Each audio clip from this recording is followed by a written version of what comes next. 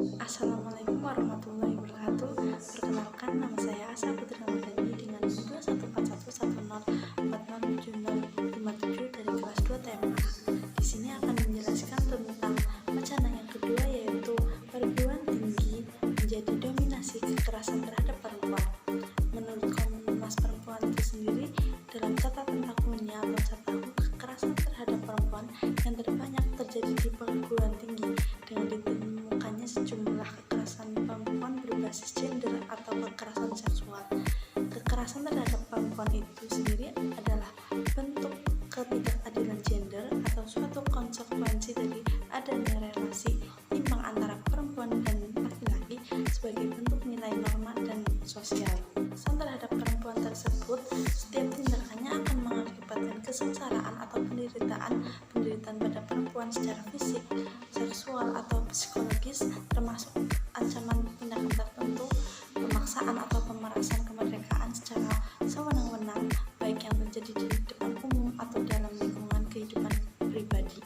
Komnas Perempuan sendiri menilai bahwa kekerasan seksual yang terjadi di perguruan tinggi sudah mencapai angka yang memprihatinkan, karena sudah ada 5.000 laporan sejak tahun 2015 sampai dengan tahun 2021. Korbannya sendiri yaitu berupa peserta didik dan pelakunya yaitu laki-laki yang berprofesi sebagai dosen atau guru ataupun ustadz yang sudah berusia dewasa.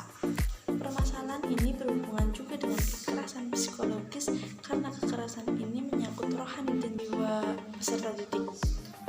Dampak psikologis terhadap mental korban sangat besar, yaitu berupa merasa tidak aman, merasa malu, hilangnya percaya diri, ketakutan, dan lain sebagainya. Beberapa faktor penyebab kekerasan seksual yaitu kurangnya perhatian dan penanganan pemerintah dalam menangani kasus kekerasan tindak seksual ini karena dianggap tidak serius, adanya relasi kekuasaan yang tidak seimbang antara dosen dan mahasiswanya, di mana dosen lebih dominan di atas mahasiswanya, jadi semena-mena.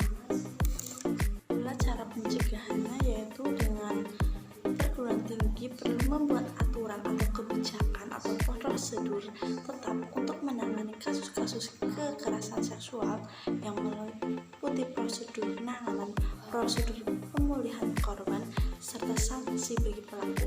Di samping itu, perguruan tinggi harus menyediakan unit atau lembaga dengan sumber daya yang lebih terlatih agar korban mendapatkan penanganan yang memadai dan tidak mengalami perlakuan yang dapat semakin merugikan diri korbannya, yaitu merasa malu atau diragukan ketenangannya, selalu meminta untuk dikompromi demi menjaga nama baik inti atau pelaku.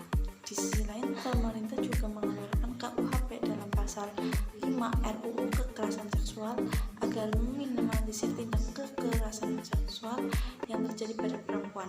Lalu adanya Undang-Undang Nomor 39 Tahun 1999 tentang HAM, dan pemerintah membentuk Komnas Perempuan. Adapun hal konkret yang dapat kita lakukan sebagai mahasiswa, yaitu kita dapat melakukan sosialisasi tentang pengetahuan hak asasi manusia tentang perempuan dan anak-anak, mengajarkan bagaimana cara menghindari pelecehan yang terjadi bisa kapan saja,